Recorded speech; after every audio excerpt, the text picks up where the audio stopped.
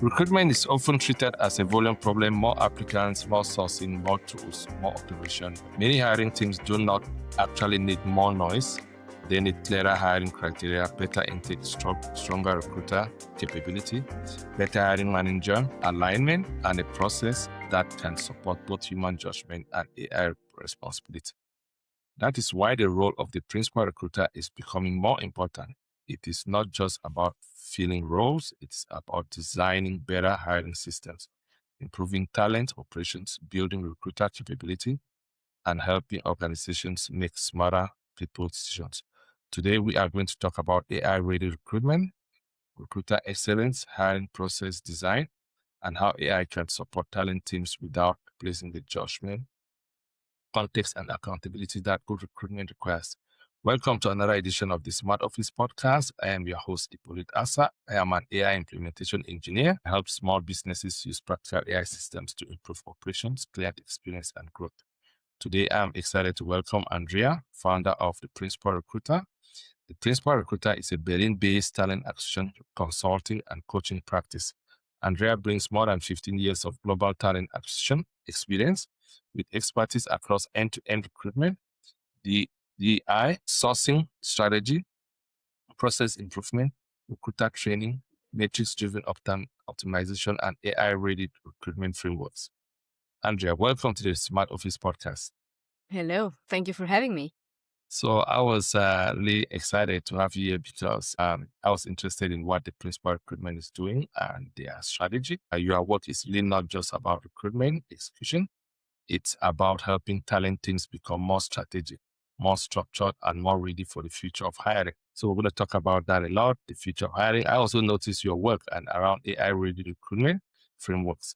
You make an important point that AI can summarize candidates' information, compare skills, job requirements, and generate structured interview questions. But humans still need to own final hiring decisions, culture assessment, and complex negotiation scenarios. That's very aligned with the kind of practical AI conversation I like to have on this podcast. So how are you doing today? I'm good. Thank you. A couple of minutes ago, I would have said I'm enjoying the rare Berlin summer sun here in Germany, but now it's covered by full clouds. So I'm no longer enjoying it. The last 2 summers were not really summer. So I know what some of the things that you have over there in Canada, but we are not enjoying it too much here, I have to say. Berlin has a very good weather. I mean, when I compare, but I know their summers, I don't know if their summers can really be that bad. Like sometimes we hear the summers are a little hard. I was in Berlin was it about a year ago? It was I love the city. I love the vibes. It was really nice, but they have better weather than most of Canada. Canada has some good weather, but I'm based out of Toronto. So, but summer is good. I mean, summer here is excellent. We enjoy summer. It's not too hot. I mean, that's why we enjoy it. We not go sometimes crazy hot, like sometimes we hear Europe has.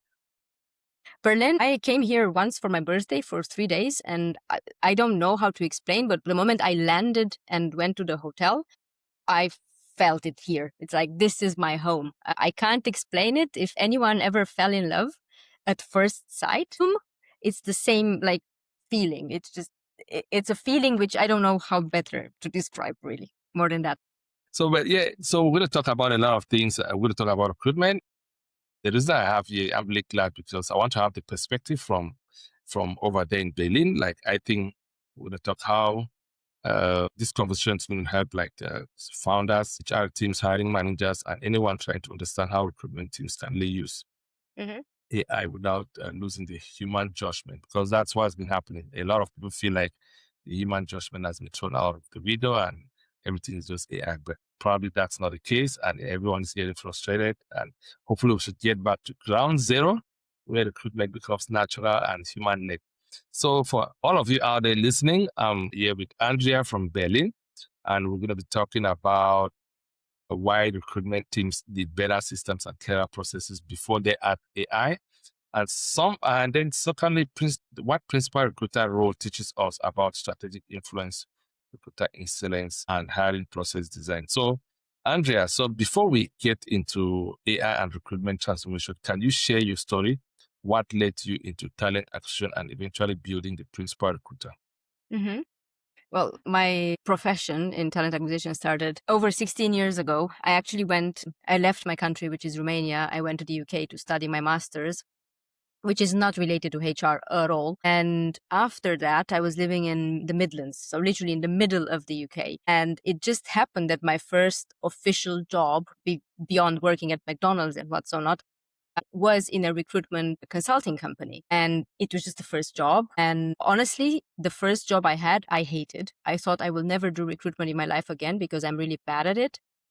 It turned out that I'm actually really good at it. I was maybe not in the right place at the time, but then I was fortunate enough to get better.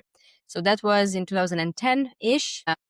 Then I just moved up from there. So it was consulting for around 5 years, 4 or 5 years. Then I moved to Berlin in 2015, and that's when I joined a company called Zalando. In Europe, Zalando is the largest e-commerce fashion brand.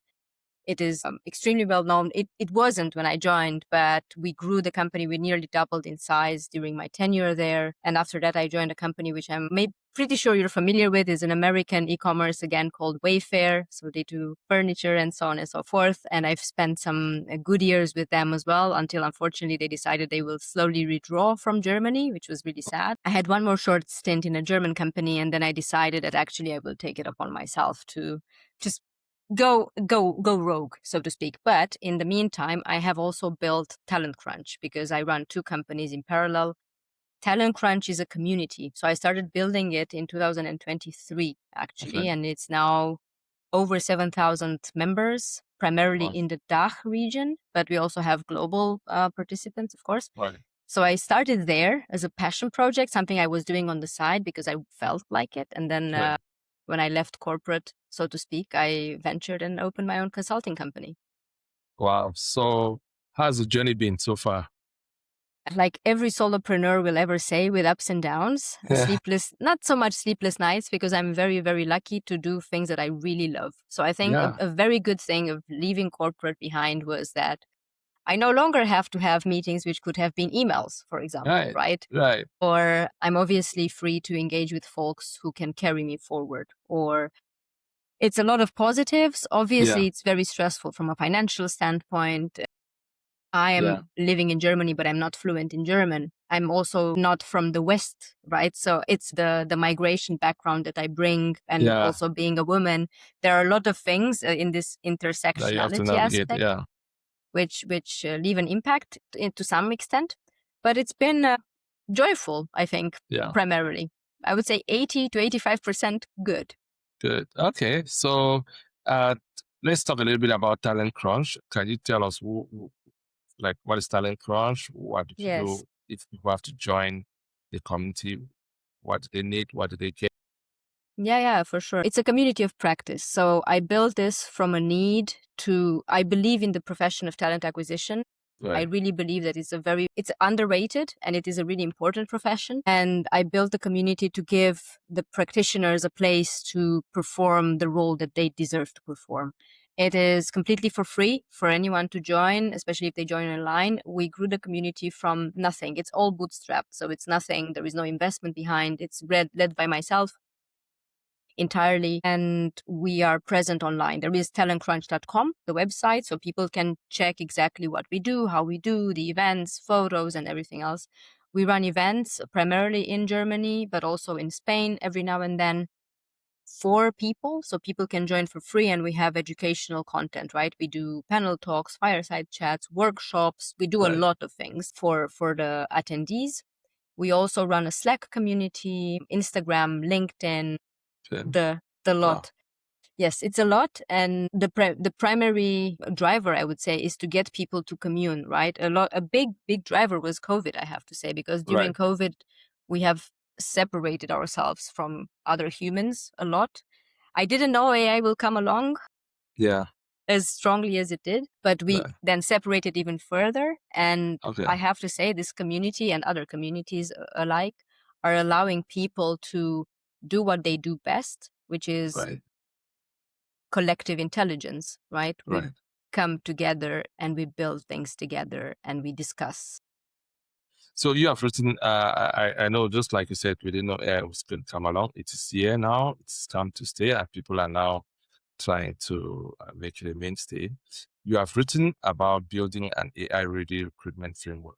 What does it actually mean for a recruiting process to be AI-ready? To be clean, first and Say, foremost. I've had this discussion with Hang Lee literally the other week in a different podcast. It's we need to know where our bases are before we should bring tools on top. They add complexity, but not necessarily solve our problems because we may not know what our problems are.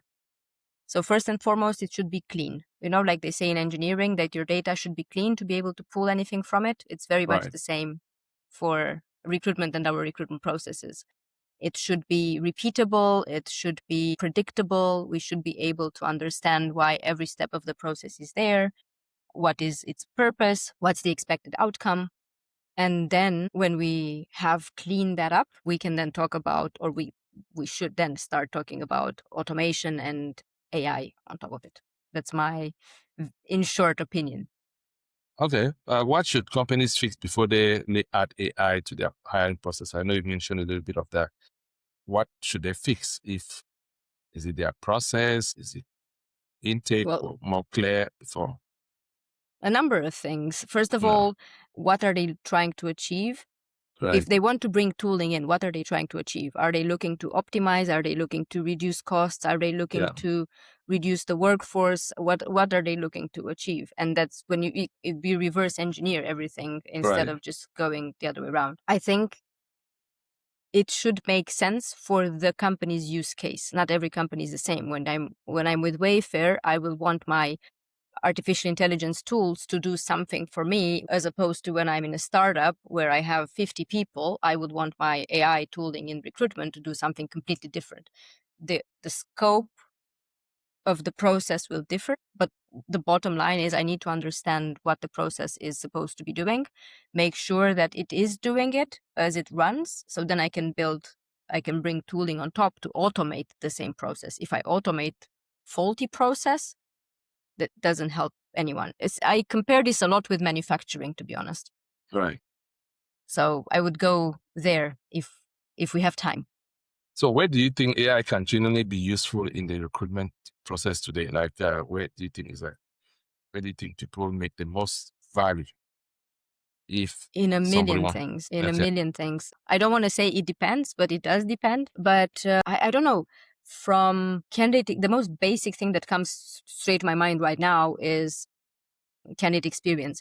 We also have very different ways of looking at it in Europe versus right, the US. In US, yeah, it's very much about efficiency and removing maybe hurdles along the way, so right, removing the human element to some extent.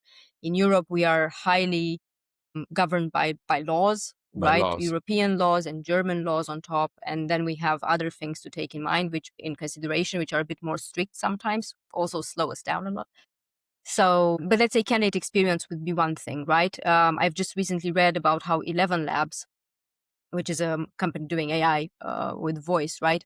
They've automated their entire candidate experience workflow because they are training their candidates for their upcoming interviews with the company by teaching AI models, and the AI model speaks to the candidate to train the candidate for the interview, right? I mean, that's amazing. You can do much more simplistic things. You don't have to be 11 labs, but you can do, you can pull information from your job descriptions, from your internal discussions around what the job entails and so on and so forth, and have an LLM as basic as Claude or anything create interview preparation documents, which you can then attach in your ATS and have them sent automatically to someone who passes from stage A to stage B.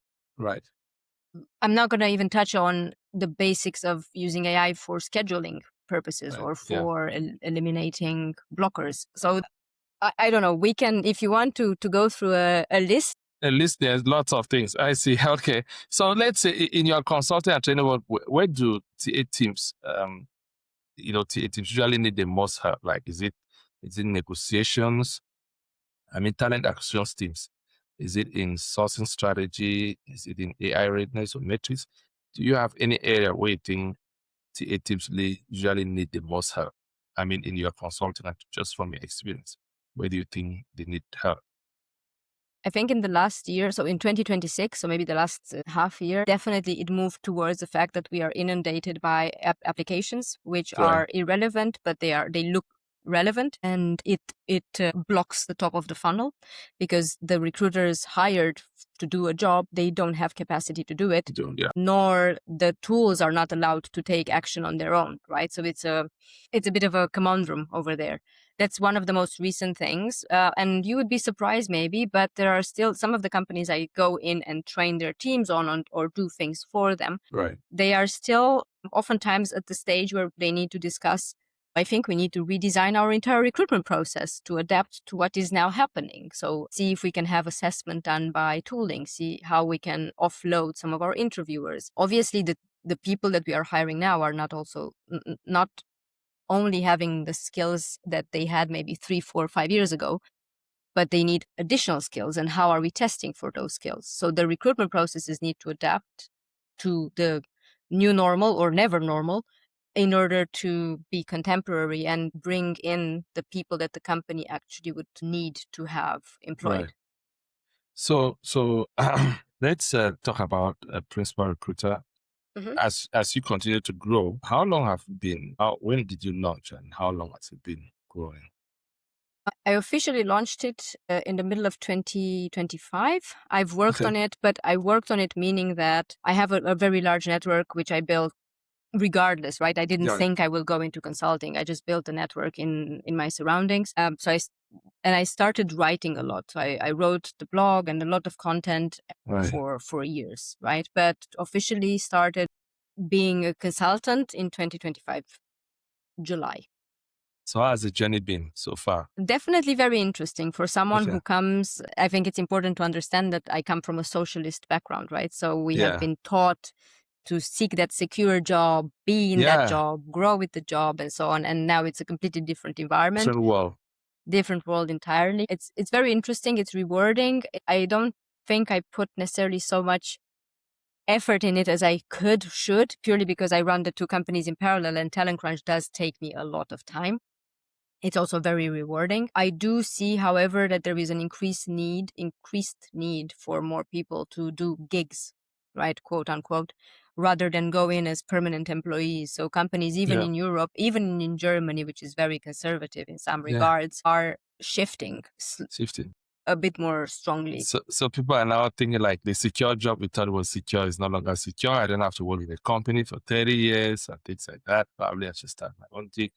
So let's say, as you continue growing, what business priority are you most focused on improving right now in terms of, you have any plans in the next 6 to 12 months?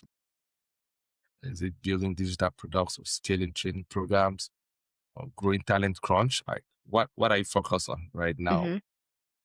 Definitely digital product. I have a product which is actually not B2B, it's B2C. I Okay. built something called the Masterclass Operating System, which I ran in cohorts. And I realized that should be a digital product. Of course, with me present very much through videos and through after calls. But that will be one thing that I will need to finish up. The Okay. Talent Crunch is a big part of my focus. It's local expansion, so expanding in other cities in Germany more and also other countries in Europe. And then for the principal recruiter, I would like to bolt on to some of the newer companies who've gotten investment rounds that I am attracted to. I very much like robotics. So I would like to go into that area and get some companies under my belt to collaborate with who are in the robotics sector. I mean, you are multi-talented. You're everywhere. I mean, that's good. I mean, you seem like you're hungry for the next big thing. I'm really excited about how motivated you are doing all of this, and I'm sure it's only possible because you are able to manage your own schedule, work with corporate, where you keep they keep you in a tight bubble where you can be flexible enough to do what you want to do, and that's how it is. What's the trend now when it comes to employment, talent acquisition systems? What are you currently seeing in the market? Do see it, but I definitely hope for it. I think it's an understanding of employers that subjugating people and having these very deep expertise individuals in your companies will only take you so far. And they will start slowly, and they already do, slowly opening up to multi-potentialite employees. So people who are able to literally jump between domains. They might hold a vertical of expertise, but they are very flexible and they have a multitude of skills, very adaptable to different areas of the business.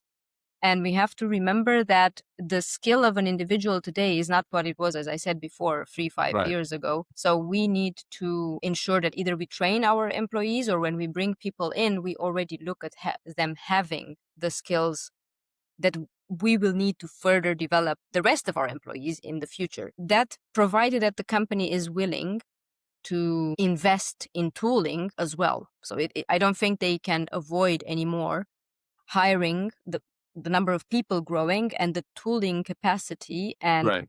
innovation capability to stay here. I think they will have to. And what I see, unfortunately, often is they go here very high on the tooling, innovation, AI really quickly, and they forget the people. And then it's backlash, right? You can see it in the news. That now they realize, oops, we maybe jumped the gun a little bit. Let's go, let's go back and Let's then recalibrate. exactly recalibrate. When it comes to talent recruiter, do you source or you specialize in any area of recruitment? Is there any specific field that you focus on? Mm. Operational recruitment, I don't have time to do so much anymore. But if I was to go into a company and be totally comfortable with it, it would be most likely a tech environment. So Tech.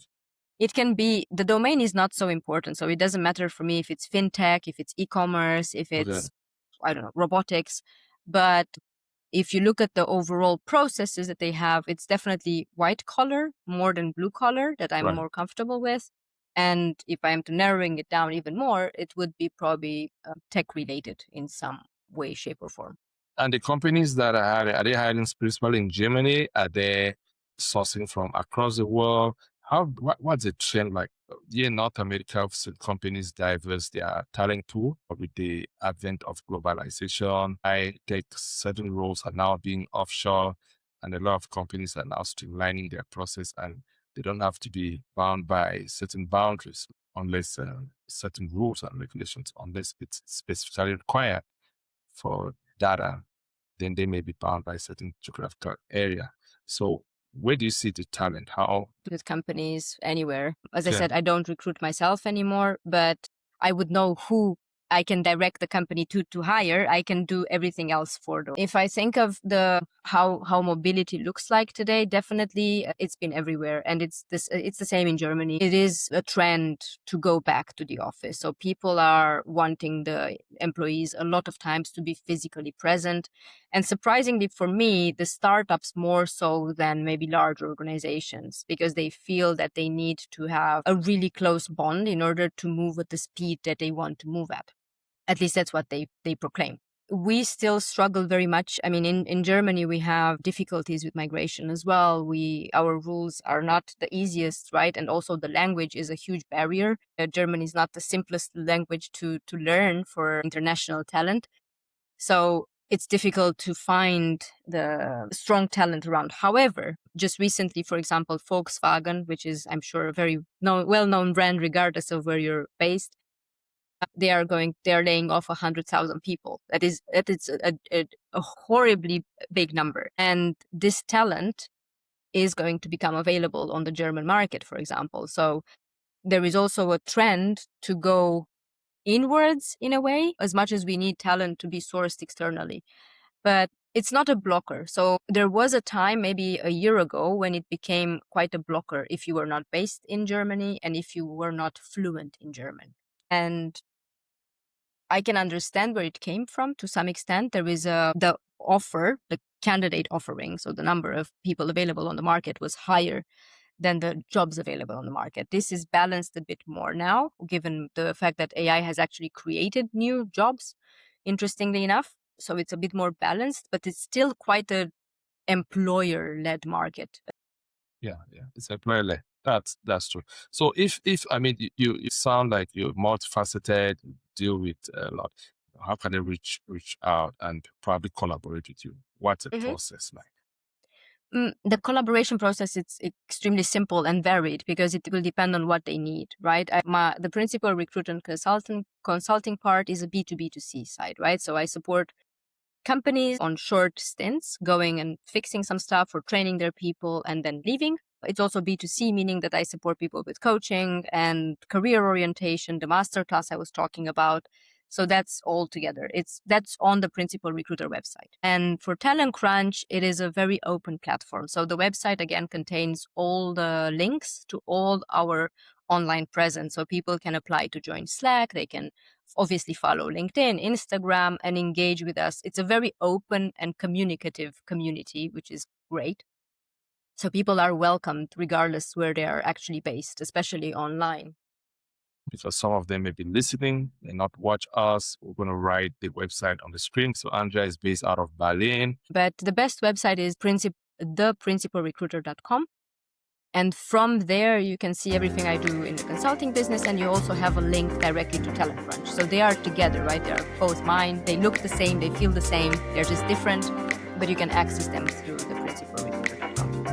Andrea, thank you for joining me in this part of this podcast. And I appreciate your insight on AI readiness, recruiter excellence hiring process, design and talent acquisition, and how technology can really support recruiting without replacing human judgment. So it's really been a pleasure having you on the podcast, and I hope you enjoy Berlin. Have fun. Thank you. Thank you for having me. It's been great connecting with you and speaking to you. Thank you very much for joining me.